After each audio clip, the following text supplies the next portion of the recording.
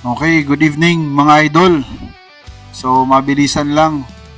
So, obvious naman, nasa dungeon tayo ngayon and nagpapa-level. So, as you can see, ito yung talaga yung isang advantage ng crossbow. Kasi agad-agad meron na akong 3 AOE. But, dalawa lang yung ginamit ko kasi kakapusin ako sa mana. So, this way, sacrifice muna sa pots. Pero, marami-rami naman yung experience na magigain natin, di ba? Kasi, for example, yung dalawang yun, hit na by skill. So, 2 to 3 shots na lang siya, experience ka agad, di ba?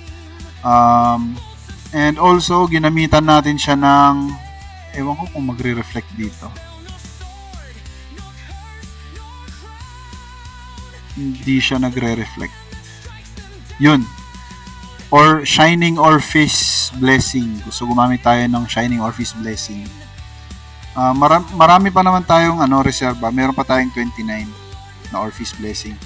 And gagawin din natin to sa isang dungeon sa Darkwood dito after. So, stop muna tayo sa pagpapa-quest, sa main quest. Level up muna.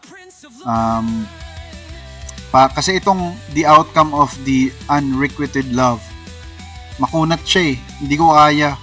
So magpapa-level muna ako, level 50 yung monster dyan eh. So pa-level muna ako, and then eto na, may bunga na yung mga binenta natin, yun. So diamonds na yan, di ba? So tignan nyo, yung 700 ko pala na diamonds ay galing yan sa yan, paid diamonds yan, from the mount, and yung eto dito yung 500, and then yung another one sa mount yan. So magandang investment to for 215 pesos. Sabayan nyo na lang ng mount, kahit si Flamingo lang, I guarantee you gamit na gamit si Flamingo. So yeah, hanggang dito lang yung video. Pinakita ko lang na nag-effect na yung effort natin, na na-unlock natin yung trading post and we were able to sell stuff. So yun meron na tayong 192 diamonds.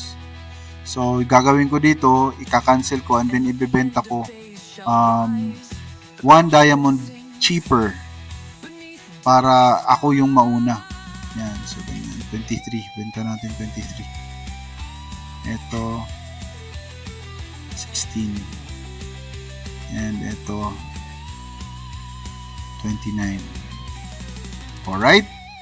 So slowly but surely, good evening sa ating lahat. Sana pumaldo tayong lahat sa bagong server sa Midea.